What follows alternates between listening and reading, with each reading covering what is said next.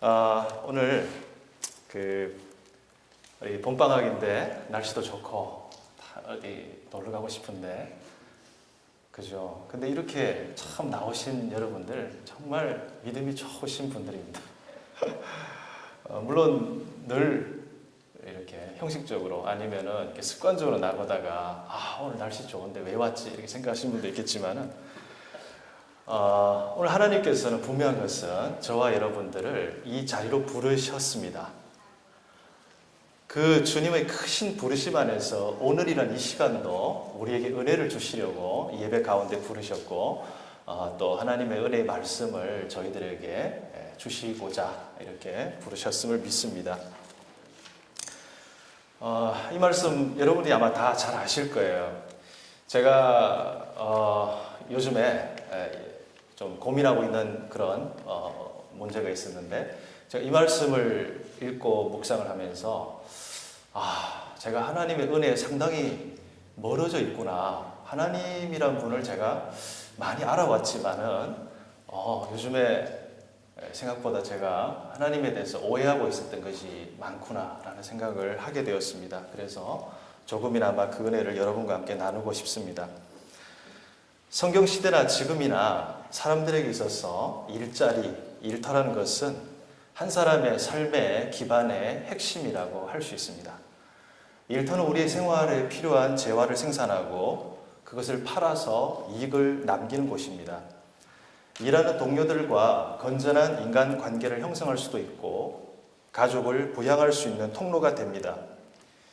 그리고 일터는 궁극적으로 그 일을 통해 하나님을 예배하는 곳입니다. 이웃과 세상의 피조물을 사랑으로 섬기는 것을 배우는 청지기의 사명을 감당하는 곳입니다. 하지만 일터는 그리 녹록지 않은 우리 삶의 현실을 경험하는 고통의 장소이기도 합니다. 힘든 노동을 하지만 급여가 충분히 만족이 안 될 수 있습니다. 같이 일하는 동료와 의도치 않게 때로는 불화가 생기기도 합니다. 일을 지속할 수 있는 나의 건강의 문제가 염려될 수 있습니다. 노조와 사측이 서로 자기 이익만을 내세울 때에 우리는 일터에서 고뇌에 빠지게 됩니다. 우리가 이런 점에서 한 사람이 그의 인생 가운데 모범이 되며 존경할 수 있는 고용주 또는 근로자를 만난다는 것은 얼마나 복된 일이겠습니까? 여러분은 지금까지 어떠한 일을 하면서 살아오셨습니까? 그리고 그 일자리에 여러분을 채용해 주신 분들에 대해서 어떤 기억들이 남아 있습니까? 만약 여러분이 고용주였다면 사업장에서 직원으로 일했던 분들을 한번 잠시 떠올려 보십시오. 그분들은 여러분의 일터에서 어떠했는지요?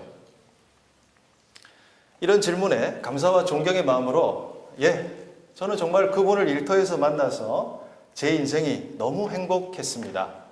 그때 그분 안 만났더라면 오늘 저의 모습은 아마 없었을 것입니다라고 대답할 수 있다면 얼마나 좋을까요? 한국 중소기업청에서 선정한 존경받는 기업 중에 한국의 구글이라는 별명을 가진 건축 설계 소프트웨어 업체가 있는데 이름이 마이다스 IT라고 합니다. 그 회사의 직원들은 4년마다 한 번씩 자동으로 승진을 하고요. 전 직원에게 5년마다 한 번씩 4주 유급 휴가를 줍니다. 매달 한 번 가족에게 호텔급 식사를 제공하고 회사에 수면실이 있대요. 미용실도 무료로 이용이고 피트니스 센터도 무료고 구내식당의 삼시세끼 호텔 주방장이 요리를 해주는 그런 곳이라고 합니다. 당장 가고 싶지 않습니까? 그런가 하면은 고용주로 인해서 울고 있는 분들도 있습니다. 최근에 뉴스에 인도네시아에 진출한 한국 봉제업체 대표가 직원들의 임금을 체불한 뒤 야반 도주하여 한국에 잠적했다라는 소식을 들었습니다.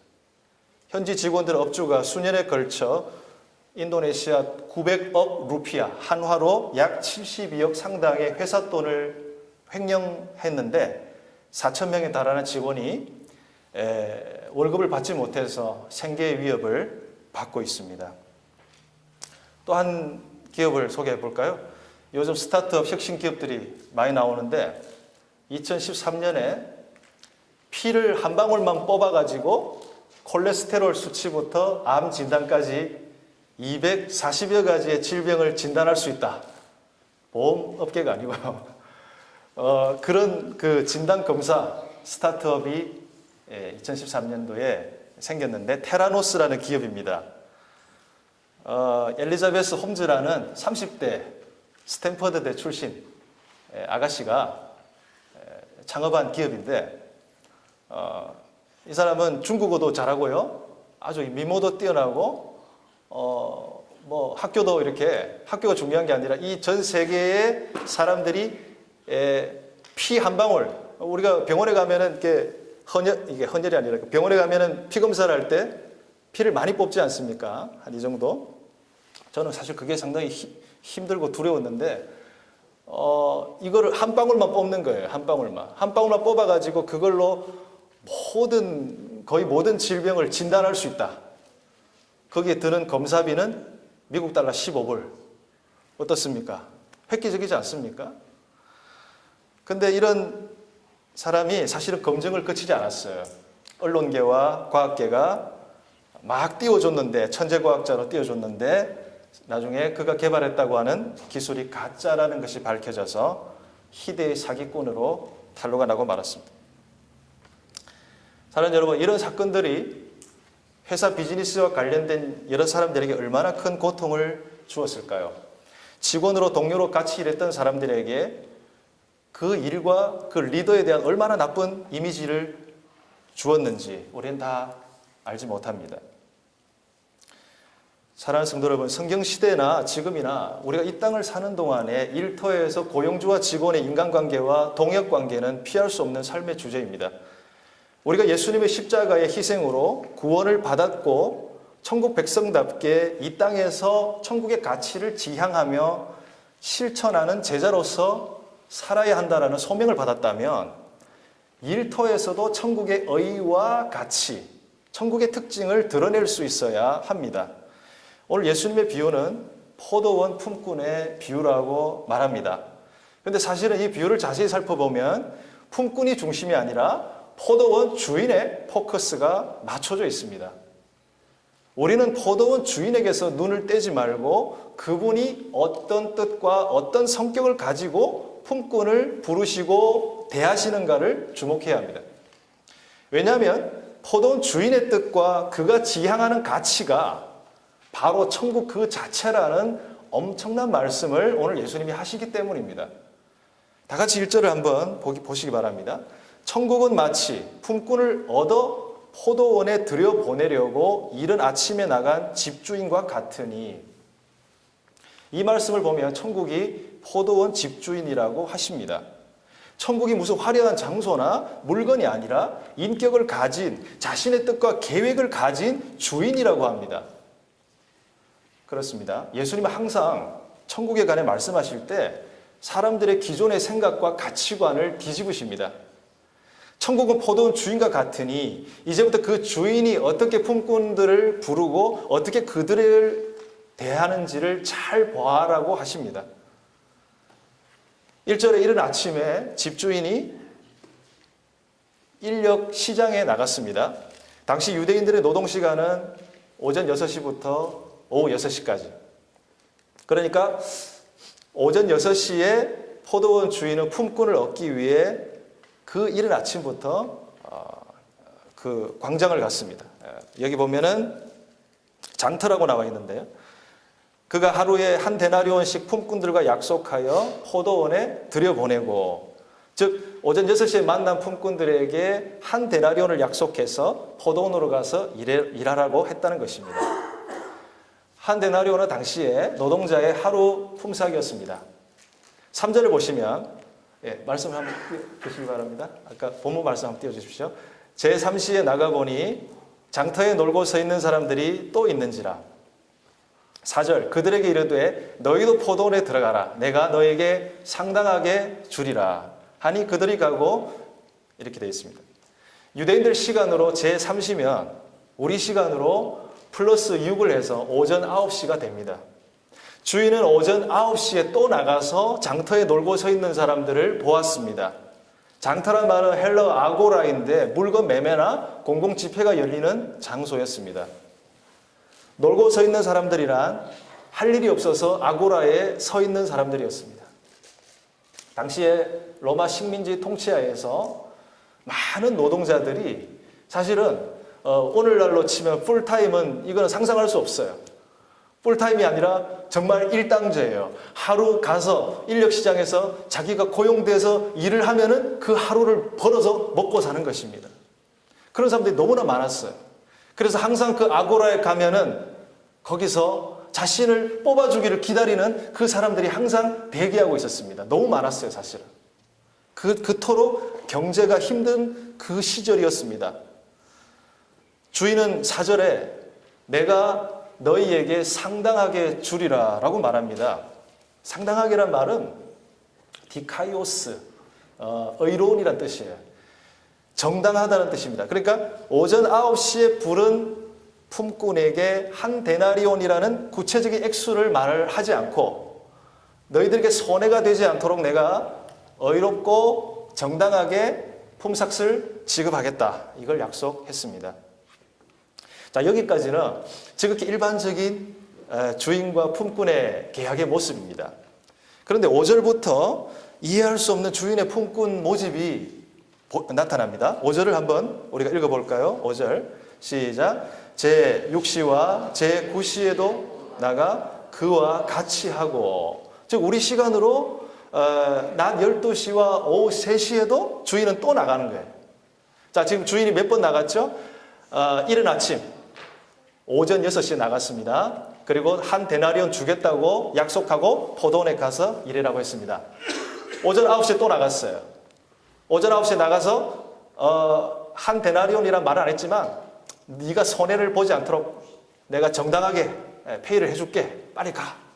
그리고 또 낮 12시에 또 나갔어요. 그리고 또 오후 3시에 또 나가서 이렇게 4번이나 지금 일꾼을 부르고 있습니다. 사실 이른 아침 6시와 오전 9시에 주인은 이미 2차례나 직접 충분한 숫자의 품꾼을 채용했을 거라고 저는 생각합니다. 아무리 품꾼이 많이 필요해도 오전 6시와 9시에 2번이나 했으면 그건 이미 채워진 거죠. 그런데 굳이 이 주인은 낮 12시와 오후 3시에 왜 또 품꾼을 만나서 자기 포도원에 들여보내는 것입니까? 더욱 기가 막힌 것은 오후 5시에 또 품꾼을 만납니다. 오후 5시. 지금 마감 시간이 오후 몇 시요? 6시. 일이 끝나는 시간이 6시인데 오후 5시에 그 품꾼을 또 부르는 것입니다. 이 품꾼들은 어떤 사람들이었나요? 6절을 보면은 제11시에도 나가보니 서 있는 사람들이 또 있는지라 이르되 너희는 어찌하여 종일토록 놀고 여기 서 있느냐. 7절 이르되 우리를 품꾼으로 쓰는 이가 없음이니이다. 이르되 너희도 포도원에 들어가라 하니라. 상식적으로 1시간밖에 일을 못하는데 5시에 불러놓고 6시에 클로징이면 1시간밖에 못하잖아요. 그걸 주인이 과연 몰랐을까요? 저는 그렇지 않다고 생각합니다. 주인은 그것을 알고 있었어요. 1시간밖에 일을 못하는 거 알면서도 이 5시에 여전히 놀고 자기를 채용해 주기를 기다리고 있는 품꾼에게 왜 여기 있느냐고, 혹시 무슨 문제가 있느냐, 그러니까 그게 아니라 나는 일을 하고 싶어요. 일을 정말로 해서 오늘 밤에 집에 가서 우리 아이들과 우리 와이프를 위해서 맛있는 것도 사가고 선물도 사가고 이렇게 해야 되는데 하루 종일 서 있는데 나는 부름을 받지 못했습니다. 난 너무 지금 일을 하고 싶은데 시간이 다 돼갑니다. 주인은 아무런 조건을 달지 않고 빨리 나의 포도원으로 가서 일하시오. 이렇게 말합니다. 그들은 일을 하고 싶었지만 써주는 사람이 없어서, 그런데 주인은 지체하지 않고 다른 조건을 달지 않고 포도원에 가라고 했습니다. 우리는 포도원 주인의 품꾼 채용 방식을 보면서 두 가지 특이한 사항을 생각해 볼 수가 있습니다. 하나님 이 품꾼 채용이 사실 포도원 주인이 직접 나서서 할 필요가 없는 일이었습니다. 성경시대 당시 그런 일을 하는 사람은 주인이 청지기에게 맡기는 것이죠. 여러 가지 잡무와 인력을 리크루팅하는 거, 이거는 주인이 굳이 할 필요가 없어요. 주인은 그냥 사람들이 일을 할 때 한 번씩 와서 이게 지금 뭐 잘 돌아가고 있는가? 그리고 그래 이 정도면은 이제 내가 급여를 준비해서 나중에 이 사람들을 다 돌려보내면 되겠다. 뭐 이런 정도였어요. 그런데 오늘 이 20장 우리 이 품꾼의 비유에 보면은 청지기의 존재감은 거의 나타나지 않습니다. 청지기는 딱 한 번 나타납니다. 청지기는 나중에 급여를 계산해 줄 때에 주인이 불러가지고 한 데나리온씩 주라고 그렇게 말씀해요. 이 비유에서 이상하게도 주인은 이리 뛰고 저리 뛰고 막 정신이 없어 보입니다. 도대체 이 주인은 무엇 때문에 이렇게 왔다 갔다 하면서 사람들을 모집하고 있는 것입니까? 정말 주인이 무슨 목적으로 이렇게 막 정신없이 이렇게 막 발을 뻗고 직접 뛰고 있는 거죠? 많은 품꾼들을 채용할 필요가 없음에도 이 품꾼을 채용하는 자체가 주 목적인 듯하게 보인다는 것입니다. 우리가 만나는 혹은 만났던 이 지상의 비즈니스를 하시는 많은 고용주분들도 많지만 그분들의 대부분의 중심의 목적에는 뭐가 있습니까? 자신의 비즈니스를 통해서 자기 이익을 일단은 남기는 것입니다. 그리고 그 이익을 남겨서 종업원들에게도 그것을 같이 하고 또 더 확장시키고 또 많이 고용하고 이런 순서죠. 근데 이 주인은 뭔가 거꾸로 하고 있는 것 같아요.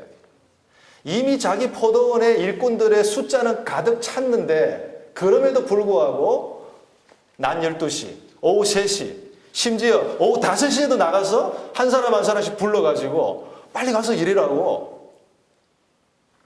사실상 이 사람은 자기 비즈니스적인 수익 창출이 목적이 아니라 더 많은 품꾼들에게 고용의 기회를 주려는 그런 사람이라는 것입니다.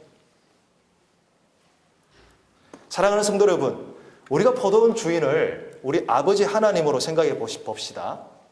포도원을 천국으로 생각해 봅시다. 그리고 채용을 기다리고 있는 품꾼들을 구원받지 못한 우리 자신이라고 한번 바꿔보면 좋겠습니다. 여러분, 저와 여러분들이 채용이 되지 못한 채, 구원받지 못한 채 놀고 서 있었던 과거의 모습이 바로 우리 모습이 아니었겠습니까? 여기 아고라에 서 있는 품꾼들은 자신들이 적극적으로 주인을 찾아가서 나 좀 써주세요. 나는 일을 잘할 자신 있습니다. 이렇게 했나요? 그렇지 않습니다. 오히려 주인이 그들을 발벗고 찾아와서 자신의 포도원에서 일을 해줄 것을 요청하고 한 데나리온을 줄 것을 약속합니다. 철저히 리크루팅과 또 데나리온의 약속과 또 그들에 대한 어떤 그 일자리를 기회를 주는 이 모든 것이 포도원 주인이 주도하고 있는 것을 우리는 주목해야 됩니다. 포도원 주인은 그럴 필요도 없는데 그런데 왜 그렇게 할까요? 바로 이것이 오늘 우리가 하나님의 성품과 연결을 해볼 필요가 있습니다. 하나님은 바로 이 포도원 주인과 같은 분인데 하나님은 무한한 생명, 무한한 은혜, 무한한 자원, 무한한 구원의 축복을 이 품꾼들에게 베풀어 줄 수 있는 분이죠.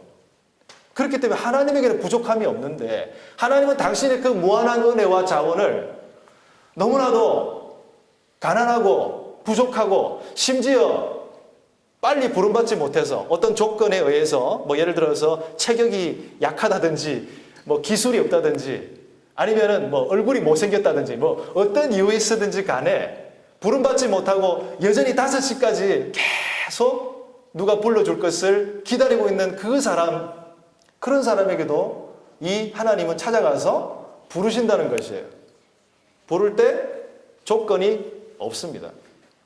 그 사람의 능력, 외모 그런 거를 보지 않습니다. 그 사람이 내 포도원에 일을 하기에 무슨 어떤 스킬이 있는가 이것도 보지 않습니다. 오늘 품꾼들마다 부름을 받은 시각은 각기 달랐지만 중요한 것은 품꾼을 불러줬다는 것입니다. 거기에 나의 자격이나 부름을 받을 만한 조건이 없는 것입니다. 사랑하는 성도 여러분, 주인은 직접 우리를 채용하기 위해 오셨고 우리 각자에게 한 데나리온 또는 상당히 주겠다는 약속을 하고는 포도원으로 들여보내시는 것에 전념하신 자비로우신 은혜로우신 그런 포도원 주인이었습니다. 우리는 여기서 우리의 구원을 위한 하나님의 열심을 봐야 됩니다. 하나님의 열심이 얼마나 놀라운 것인가를 생각해야 됩니다. 오늘도 하나님은 당신의 이 무한한 사랑과 생명의 자원이 마르지 않고 흘러넘치는 포도원으로 장터에 놀고 서 있는 품꾼을 들여보내십니다. 그리고 그 사람들 들여보내기 위해서 직접 찾아오십니다. 쉬지 않고 일을 하세요. 세상 모든 민족이 구원을 얻기까지 쉬지 않으신 하나님, 그 하나님을 찬양합니다. 이제 날이 저물어 포도원 주인이 청지기에게 명령을 합니다. 8절을 보면 품꾼들을 불러 나중에 온 사람부터 시작해서 먼저 온 사람까지 삭슬 주라. 그리고는 삭슬 주는데 9절을 보십시오. 제11시에 온 자들이 얼마를 받았습니까? 한 데나리온씩을 받거늘. 자, 제11시는 오후 5시입니다. 오후 5시에 부름을 받은 사람이 한 데나리온. 이른 아침 6시에 부름받은 사람이 한 데나리온 약속했는데 오후 5시에 부름받은 사람이 한 데나리온을 받는다. 자, 캐나다 달러로 해가겠습니다. 캐나다 달러로 하루에 150불 일당입니다. 제가 아침 6시에 이렇게 1빠따로 빠따로 만든 첫 번째로 불을 받았어요. 그렇지, 그럼 그렇지. 나는 일도 원래 잘하고 일머리도 있고 뭔가 딱 보면은 이렇게 잘 뽑히게 생겼지 않나. 기분 좋게 갔어요. 야, 그래가지고 열심히 일을 했어요. 근데 일당이 얼마라고요? 150불. 자, 그걸 기억하고 있겠죠? 자, 근데 오후 5시에 부름받은 사람은 주인이 얼마를 줄 거로 약속을 했을까요? 안 했을까요? 안 했습니다. 지금 그런 거 약속을 하고 뭐 이런 걸 지금 따질 겨를이 없습니다. 이 사람은. 이 사람의 입장에서는 50불만 줘도 감지덕지예요. 무조건 주인이 빨리 가서 일해라. 일을 했는데 주인이 페이를 지불하는 방식이 너무나 이상한 거예요. 오후 5시에 온 사람부터 먼저 지불을 합니다. 그것도 50불짜리 3개, 150불을 주는 거예요. 그럼 이 사람 어떻게 하겠어요? 기분이 째지는 거예요. 이러면서. 근데 솔직히 자기는 좀 부끄럽죠. 이상하게 생각되면 내가 1시간밖에 일을 하는데 왜 150불을 나한테 주는 거예요? 도무지 이해가 안 되면서도 너무 이게 지금 현실인가? 저 주인이 조금 계산을 잘못한 거 아닌가? 그런데 그 다음 사람이 이제 어떻게 하나 봤습니다. 오후 3시에 온 사람 얼마 줄까요? 150불. 낮 12시에 온 사람도 150불. 점점 이거 이상한 거예요. 이거 뭐야? 공산주의가 왜 이래 이거? 그런데 최악의 테러블한 사건이 발생했습니다. 그 뭐냐? 아침 6시에 온 사람. 이 사람은 속으로 부글부글 끓다가 설마 나한테 150불 주겠나? 근데 마지막으로 자기 순서에 갔는데 50불짜리 3개 딱 주는 거예요. 그 순간 참고 참았던 이제 분노가 폭발하기 시작했습니다. 우리 함께 12절 읽어보겠습니다. 11절 12절 한번 말씀 같이 읽을까요? 11절 12절 시작. 받은 후 나중 온 이 사람들은 1시간밖에 일하지 아니하였거늘 더위를 견딘 우리와 같게 하였나이다. 여러분 이거 정당하다고 인정이 되십니까? 여러분들 이게 동감이 되십니까? 아마 일반적인 우리 여기 그동안 일을 하신 분들은 이 주인의 페이 지불 방식이 너무 이상하다라고 분명히 생각하실 거예요. 동의하실 거예요. 이분들이 이렇게 화를 낼 만하다라고 생각되실 거예요. 저도 그랬습니다. 만일에 그럼 주인이 모든 사람에게 나이스하게 칭찬을 받으려면 어떻게 하면 될까? 저는 나름대로 이렇게 생각을 해봤습니다. 자, 지불할 때 어떻게 하느냐면은 일단 6시에 온 사람부터 먼저 줘야죠. 아침 6시에 온 사람. 한 데나리온을 줍니다. 약속하면. 그럼 그 사람은 자기가 150불을 약속받았으니까 150불 받았으니까 내가 일했던 데에 대한 정당한 보상이네. 그렇게 생각하고 갔을 것입니다. 또 그렇게 9시, 낮 12시, 오후 3시까지 그렇게 쭉 주면은 어떻게 될까요? 뒤에 받는 사람들은 점점 와, 나 몇 시간, 특히 오후 3시에 일하는 사람은 3시간밖에 일을 안 했는데 그래도 150불 받는 거예요. 그러면 우와, 나에게 이렇게 은혜를 주다니. 자, 거기까지 좋은데 이제 다 보내고 오후 5시에 부름받은 사람 조용하게 불러가지고 다른 사람한테 이야기하지 마세요. 자, 150불 가져가세요. 이게 내 뜻입니다. 이렇게 말을 보냈다고 칩시다. 예를 들어서. 그러면은 집에 돌아가서 그 사람들이 주인을 다 칭찬하지 않았을까요? 모든 사람들에게 주인이 나이스하다고, 훌륭한 주인이라고 그렇게 말하지 않았을까요? 이런 주인은 없다고. 근데 완전히 거꾸로 했습니다. 왜 이렇게 했을까요? 제가 이 원망하는 사람에 대한 심정을 조금은 제가 예전에 겪어본 적이 있습니다. 제가 사진을 한번 띄워주시면 좋겠습니다. 제가 대학생 때 여름방학을 맞이하여서 부산에 있는 엄궁 농산물 도매시장, 그러니까 지금으로부터 대학생이니까 한 20, 한 몇 년 전의 이야기입니다. 부산에 있는 엄궁이라고 있어요. 엄궁. 거기 농산물 도매시장이 있는데 아르바이트를 한 적이 있었습니다. 6월, 7월, 8월 달. 그때 제가 오이와 배추 배달을 하던 그런 품꾼으로 일을 했습니다. 그때 저의 닉네임은 김군이었습니다. 김군. 아저씨가, 그 주인 아저씨가, 가게 아저씨 맨날 김군아, 김군아 이렇게 불러서 제가 별로 저는 말을 싫어합니다. 지금도. 김군이라는 말을 그렇게. 그래서 결혼을 빨리 했을 수도 있어요. 예, 결혼을 빨리 하면 김군 이런 말 안 쓰잖아요. 썰렁해서. 아무튼, 예. 그 짧은 시간 동안 김군이라 불려졌었는데 새벽 3시에 출근을 했습니다. 그리고 새벽 4시부터 부산, 경남 각지에서 트럭이 와요. 그 이제 아파트 같은 데 보면은 자, 싸고 싱싱한 오늘 출하된 배추, 상추 뭐 사러 오세요. 이 아저씨들 있잖아요. 그런 차들이 트럭이 오는 거예요. 그러면은 이제 그 주문을 트럭 아저씨가 주문을 하면은 이제 이런 돌리가 있어요. 한 키가 이까지 온 돌리가 있어요. 거기다 박스를 이렇게 한 8개 정도 이렇게 탁 기술적으로 쌓아가지고 착 해가지고 착 배달을 하는 것입니다. 근데 그 7시간 정도를 새벽부터 쉴 틈이 없이 땀을 줄줄 흘리면서 어떨 때는 태풍이 올 때 있어요.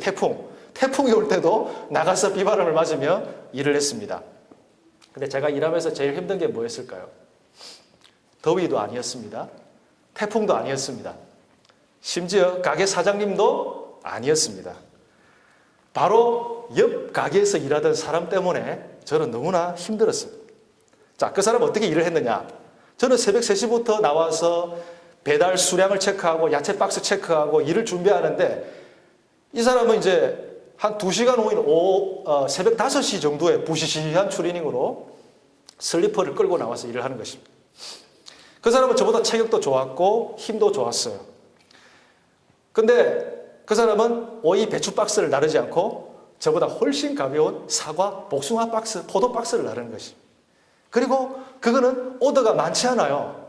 기껏해야 한 2-3개 이렇게 쌓아가지고 한번 갔다가 또 와서 한 20-30분 동안 할 일이 없어서 놀고 있다가 과일 깎아 먹다가 또 한 2박스, 3박스 또 이렇게 쓱 갔다가 슬리퍼를 신고 그냥 이렇게 가는 거예요. 그 사람의 그 왔다 갔다 하는 모습을 보면서 나중에는 부하가 치밀어 오르는 것입니다. 그런데 더 화가 나는 것은 품삯을 저보다 훨씬 많이 받는 것입니다.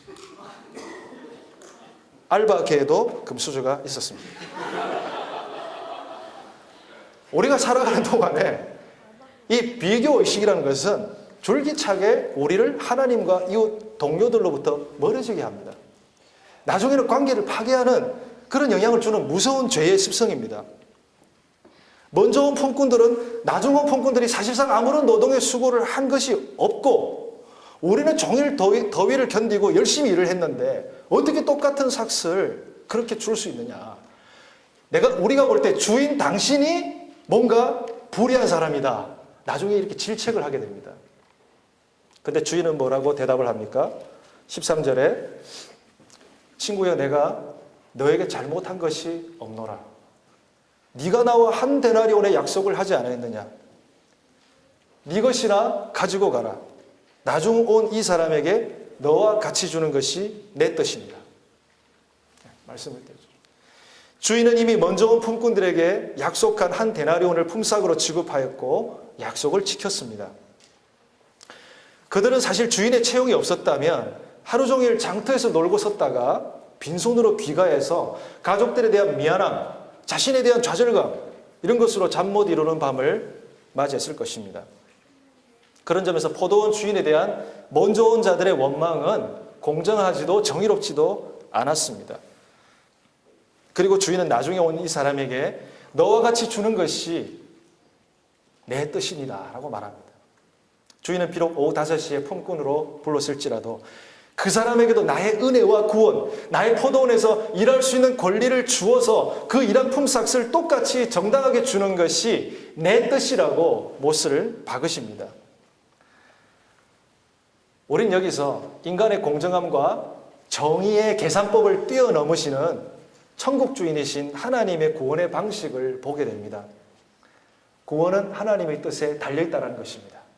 그분의 뜻은 어떤 시점에 누가 언제 어떻게 빨리 부름받았느냐 이게 중요한 게 아니라 부르신 그 사람들에게 똑같은 구원의 은혜를 약속하시고 내가 그 구원을 이루어 가겠다라는 것입니다. 하나님의 부르심과 구원에는 후회하심이 없다.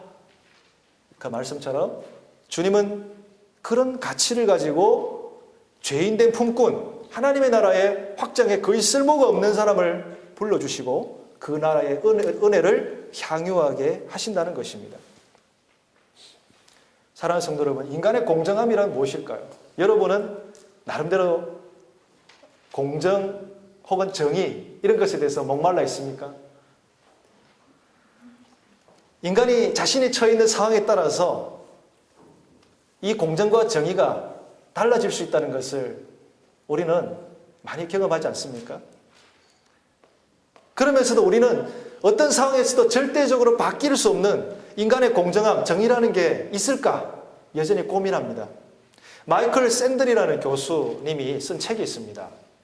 정의란 무엇인가? 네, 사진을. 그 정의란 무엇인가를 한마디로 요약하면 돈으로 살 수 없는 것이 존재하는데 그런 가치들에 대해서는 시장 논리가 침범해서는 안 된다. 돈으로 살 수 없는 가치가 어떤 것이 있을까요? 부모님의 사랑, 인간의 존엄성, 행복하게 살 수 있는 권리, 부당하게 차별받지 않아야 되는 그런 권리. 이런 것은 시장 자본, 이익이 많으면 많을수록 좋다라는 이 시장 자본의 논리가 거기 들어가면 안 된다는 것인데, 그렇다면 포도원 주인도 품꾼을 불렀을 때에 돈으로는 살 수 없는 어떤 귀중한 가치를 가지고 시장 논리에 따르지 않고 한 데나리온씩을 공평하게 주지 않았을까? 그렇게 우리는 생각해 볼 수 있습니다.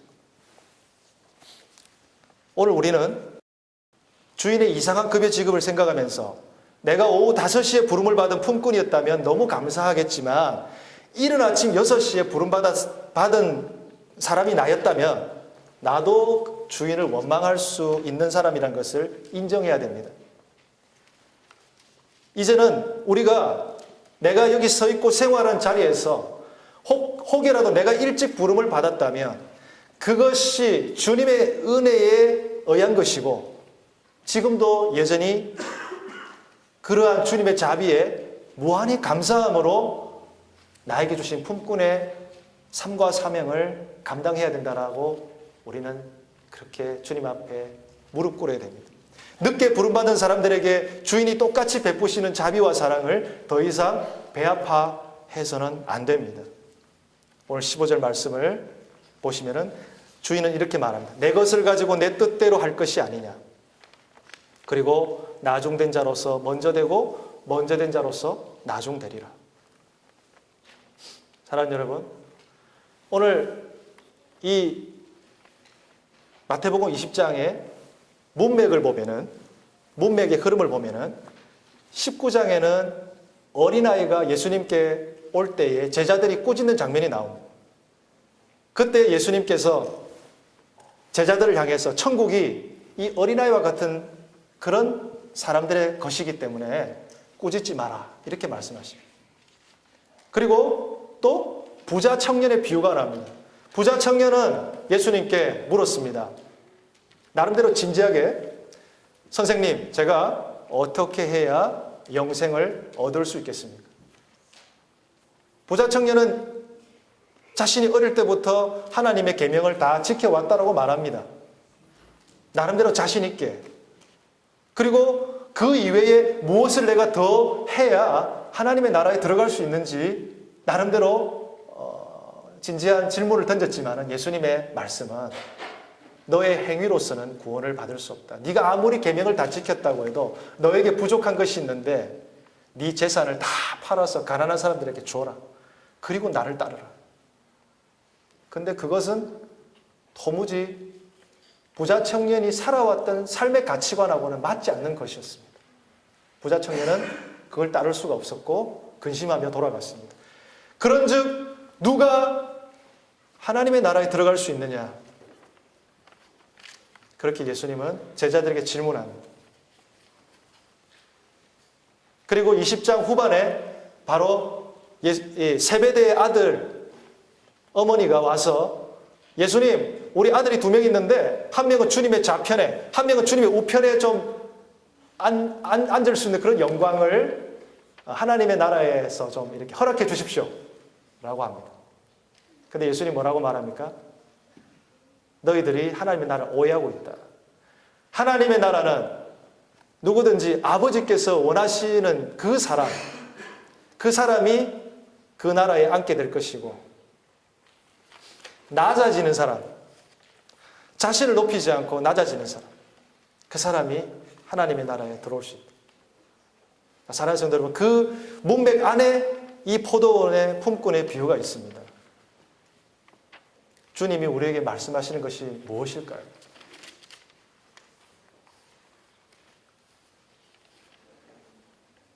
너희들은 세베대의 어머니의 요구가 어머니로서, 인간으로서 정당하고 이해가 될지 모르지만은 하나님의 나라에는 합당하지 않다는 걸 알아야 된다.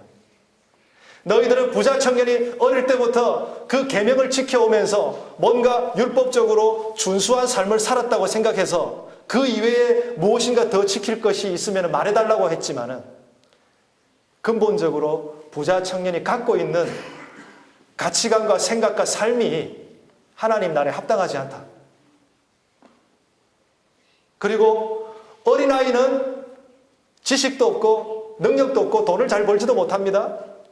오히려 어린아이는 어떨 때는 어리석은 선택을 합니다. 그러나 어린아이가 왜 예수님의 조건 없는 용납을 받을 수 있었을까요? 어린아이는 절대적으로 부모님을 의존하기 때문입니다. 근데 그 절대적으로 부모님을 의존하는 그 어린아이를 오히려 주님은 그런 자들이 천국에 들어올 수 있다고 말합니다. 사랑하는 여러분, 오늘 하나님의 구원이라는 것은 또 하나님이 우리를 부르셔서 어떤 일을 맡기시고 우리를 사용하시는 소명이라는 것은 전적으로 하나님의 손에 달려 있습니다. 그리고 하나님의 은혜에 달려 있습니다.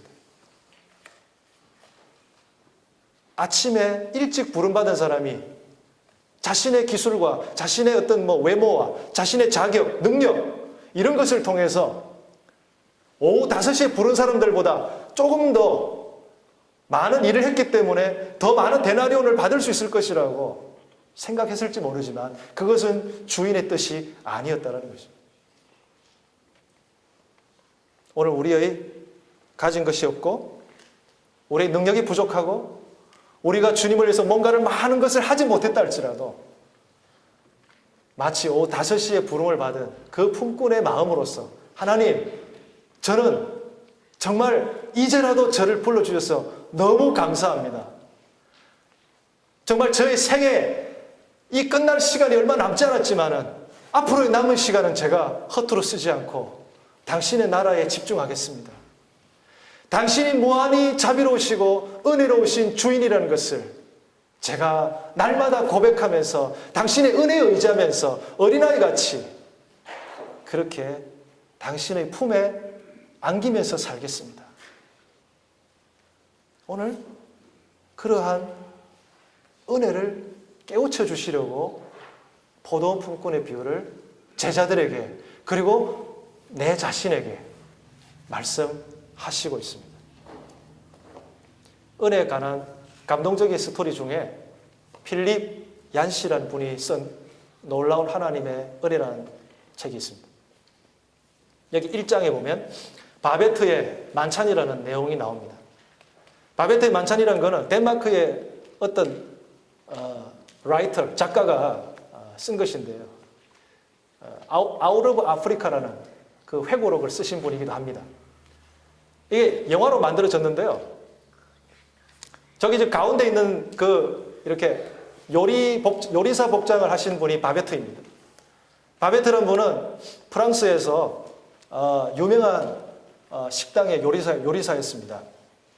그런데 프랑스에 내전이 일어나서 자기 남편과 아들이 그 전쟁으로 인해서 목숨을 잃고 마는 비극을 경험합니다. 그리고는 전쟁 중에 만난 어떤 그 장교가 이렇게 하루아침에 삶의 터전과 가족을 잃은 그에게 이렇게 편지를 써줍니다. 이 편지를, 내가 써준 이 편지를 들고 덴마크에 이렇게 시골에 가면은 거기 내가 아는 사람이 있으니까 그 집에 가서 당신이 피신도 하고 거기서 먹고 살면 좋겠다. 프랑스를 떠나라. 이렇게 했어. 그래서 그 편지를 들고 이제 덴마크로 갑니다. 거기서 이제 어떤 자매 집에 찾아가는데 그 자매의 아버지는 아주 엄격하고 금욕적인 청교도 목사님이셨어요. 근데 그 목사님이 목회를 하시다가 이제 소천을 하셨어요.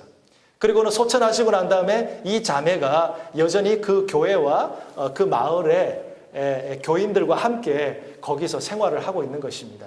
예배당도 청소를 하고 이렇게 하고 있는데, 근데 이 바베트가 그 집을 찾아가서 제가 당신이 알고 있는 어떤 사람을 제가 만났는데 그 사람이 저에게 편지를 써줬어요.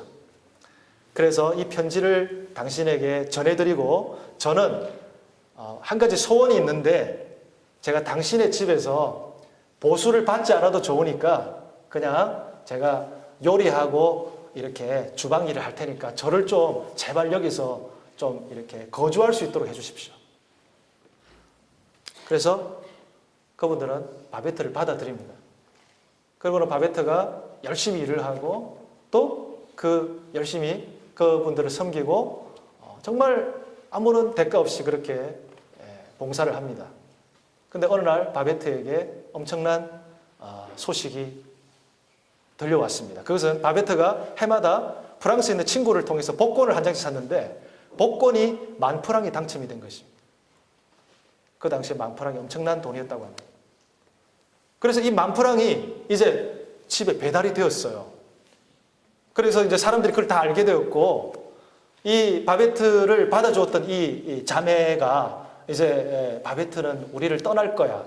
바베트는 10,000프랑이나 받았기 때문에 프랑스로 가서 이제 잘 먹고 잘 살 것 같아. 다행이긴 하지만은 참 우리는 그를 더 이상 볼 수 없을 것 같아. 그렇게 했는데 바베트가 나 뭔가를 결심을 했어요. 제가 지금 당장 안 가고 제가 여러분들을 위해서 식사를 좀 준비를 하겠습니다. 이렇게 했어요. 그래서 바베트가 식사를 준비하는데 바베트가 준비한 식사 재료가 저 멀리서 이렇게 배달이 되었어요. 뭐 심지어 거기는 거북이도 있고요. 뭐 별별 게 다 있었어요. 그리고는 이제 마을 사람들 초대를 하고 또 다른 지방에 있던 그 그 자매 중에 한 사람을 이렇게 사랑했던, 그러나 결혼을 하지 못한 그 장군이 또 한 사람 참석을 했습니다.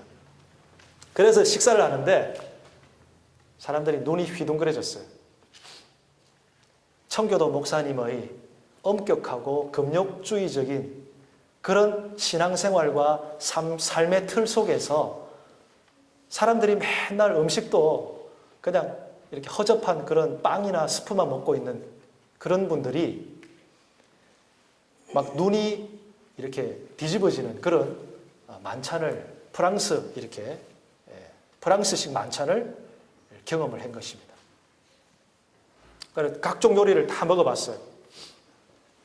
그리고는 이제 그 장군, 거기 참석한 장군이 한마디 합니다. 여러분, 제가 오늘 여러분에게 정말 진실을 말하지만 이 덴마크 이 시골 이런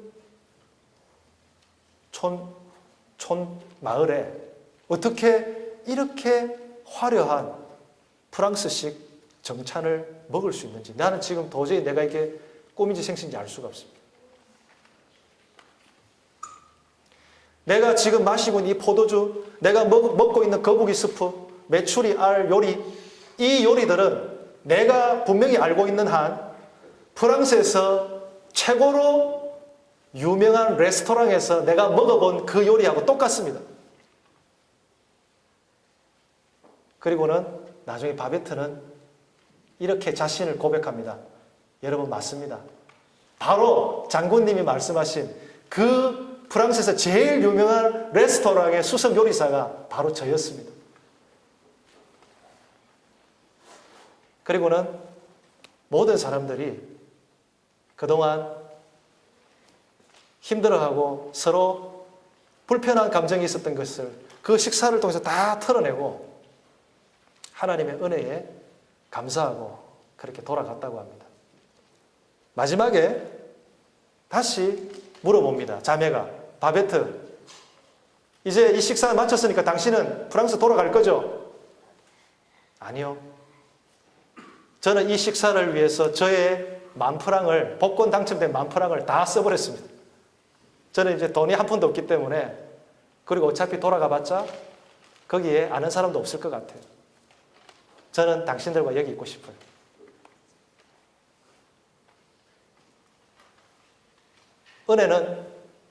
은혜는 베푸는 사람이 부담을 해서 거저받는 선물입니다.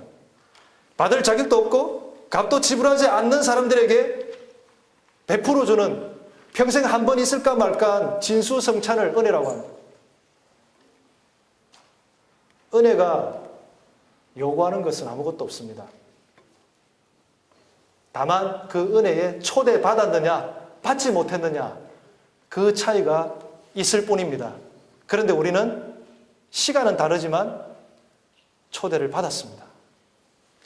그리고 그 주님의 초대 안에서 지금도 그 은혜 안에서 우리는 살아가야 될 제자들입니다. 오늘 저와 여러분이 이 포도원 주인을 바로 알기를 원합니다. 포도원 주인을 알 때에 우리는 다시 은혜 안에서 사는 삶을 회복할 수가 있습니다. 포도원 주인의 이 무한한 자비와 오후 5시에도 오는 그 사람에게라도 그 사람도 똑같이 구원의 은혜, 소명의 은혜를 주시려고, 한대나은의 품삯을 똑같이 주시고자 하는 그 포도원 주인의 마음, 그걸 알아야 우리는 다른 사람들에게도 은혜를 베풀 수 있는 사람이 될 수 있다는 것. 이것이 하나님께서 최근 저에게 굉장히 가슴을 치시는 그런 말씀이었습니다. 오늘 은혜를 받은 자답게 은혜를 베풀면서 살아가시고, 이전에 그랬듯이 항상 공평과 은혜로 우리를 인도하고 우리의 구원을 이루며 우리에게 준 소명 또한 그분의 은혜로 이루어 가실 주님께 감사하면서 믿음으로 살아가시는 우리 모두가 되기를 주의 이름으로 축원합니다.